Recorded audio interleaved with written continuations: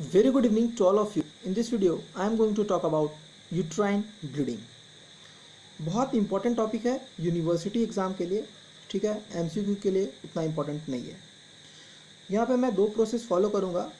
इस वीडियो में हम लोग बात करेंगे मेनोरेजिया की, है ना, और जो नॉर्मल साइकिल पैटर्न होता है ना, उसकी बात करेंगे।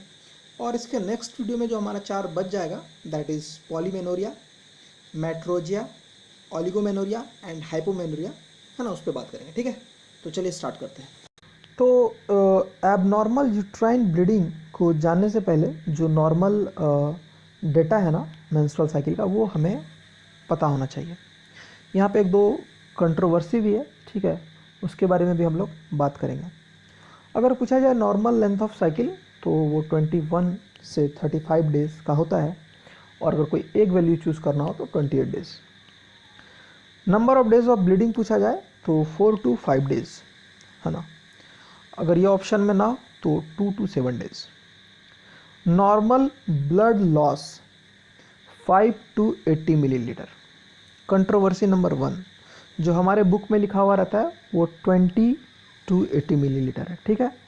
तो जैसा ऑप्शन होगा ना, वैसे हम लोग को अपने आप को मॉडिफाई करना होगा। एवरेज ब्लड लॉस 30 मिलीलीटर दिया हुआ है। हम लोग जो बुक फॉलो करते हैं उसमें 35 मिलीलीटर दिया हुआ है, लेकिन ये जो डेटा आप देख रहे हैं ये ज़्यादा स्टैंडर्ड है। अगर 30 मिलीलीटर ऑप्शन में नहीं है तो फिर 35 मिलीलीटर को हम लोग चूज़ करेंगे, और अगर 35 मिलीलीटर नहीं है तो फिर हम लोग 50 मिलीलीटर को चूज़ करेंगे, ठीक है। This is all about your normal data. अब हम लोग एबनॉर्मल की बात करेंगे।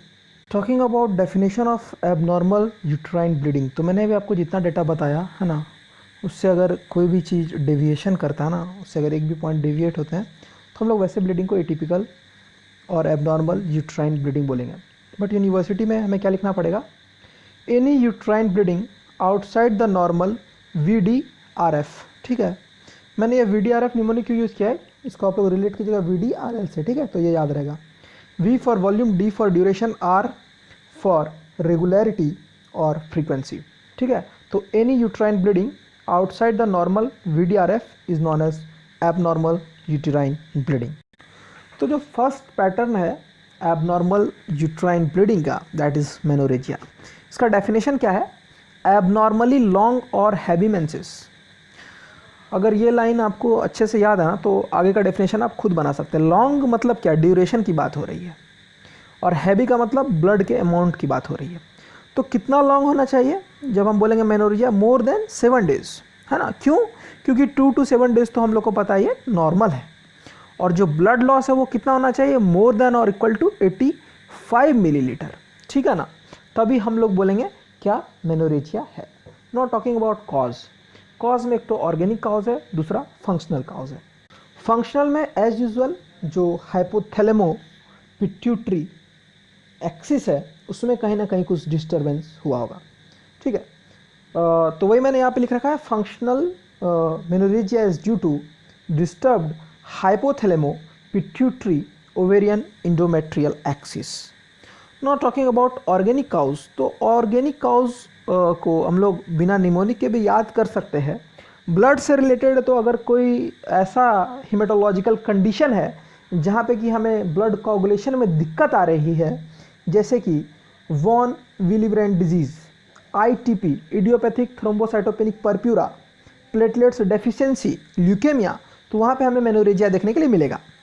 इंडोक्राइनल में जो हमारा थायराइड है वो बहुत इंपॉर्टेंट रोल प्ले करता है, इसलिए हाइपो एंड हाइपरथायरॉइडिज्म दोनों में हमें मेनोरेजिया देखने के लिए मिलेगा। सिस्टमिक में हमें पता है जो एस्ट्रोजन का मेटाबॉलिज्म है वो लीवर में होता है, तो अगर कोई लीवर डिसफंक्शन होता है तो हमें मेनोरेजिया देखने के लिए मिलेगा। नॉट टॉकिंग अबाउट पेल्विक, है ना। पेल्विक से रिलेटेड क्या ऑर्गेनिक काउज है फॉर मेनोरेजिया? तो पेल्विक रीजन में हमारे पास 3 इंपॉर्टेंट स्ट्रक्चर हैं, है ना, जहाँ से हमें मेनोरेजिया देखने के लिए मिल सकता है। एक तो खुद lining, that is endometrial lining, दूसरा ओवरी, तीसरा यूट्रस। तो यूट्रस में क्या क्या हो सकता है जिससे कि हमें मेनोरेजिया देखने के लिए मिले? रेट्रोवर्टेड यूट्रस, है ना। अगर रेट्रोवर्टेड यूट्रस होगा तो वहाँ पे कंजेशन जो है ब्लड का ज़्यादा होगा और हमें ज़्यादा ब्लीडिंग देखने के लिए मिलेगा। फाइब्रॉइड, है ना, इसका जो मोस्ट कॉमन प्रेजेंटेशन था वो ब्लीडिंग था, ठीक है। पहले तो 75% पेशेंट एसिम्टोमेटिक होती है ना, मोर देन 75%, और जो सिम्टोमेटिक होती है वहाँ पे हमें ब्लीडिंग ही देखने के लिए मिलता है, तो ये तो याद हो गया। अब बात करते हैं ओवरी में। ओवरी में एक ट्यूमर होता है, that is granulosa cell tumour, है ना। अगर ग्रेनुलोसा सेल ट्यूमर है तो हमें यहाँ पे मेनोरेजिया देखने के लिए मिलेगा। Not talking about endometrial lining, तो अगर इंडोमेट्रियोसिस है या फिर वहाँ पे ट्यूबरकुलोसिस है या फिर इंट्रा यूट्राइन कॉन्ट्रासेप्टिव डिवाइस हम लोग यूज़ कर रहे हैं तो हमें मेनोरेजिया देखने के लिए मिलेगा। एक इम्पॉर्टेंट बात यहाँ पे ये है, क्या जो ट्यूबरकुलोसिस है अर्ली स्टेज में, है ना, हमें मेनोरेजिया देखने के लिए मिलता है, लेकिन लेटर पार्ट में हमें हाइपोमेनोरिया देखने के लिए मिलता है। तो ऑप्शन को बहुत ध्यान से पढ़ना है। Not talking about common cause of abnormal uterine bleeding, that is menorrhagia, है ना। मेनोरेजिया का जो कॉमन कॉज है वो क्या क्या है, that is ABCD। A for adenomyosis, B for बड़ा यूट्रस, है ना। बड़ा यूट्रस कहाँ में देखने के लिए मिलता है, फाइब्रॉइड में।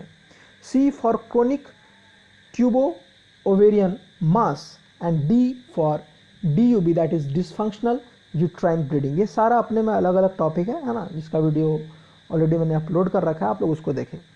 Not talking about diagnosis, diagnosis कैसे करेंगे, तो सिम्टोमेटिक डायग्नोसिस होगा, है ना। फीमेल कंप्लेन करेगी long duration of flow, passage of big clots, used of increase number of thick sanitary pad, है ना।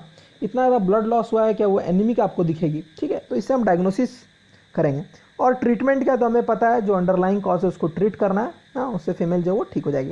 This is all about your menorrhagia. Next video में हम लोग पॉलीमेनोरिया, मेट्रोजिया, ओलिगोमेनोरिया और हाइपोमेनोरिया पे बात करेंगे। Thank you.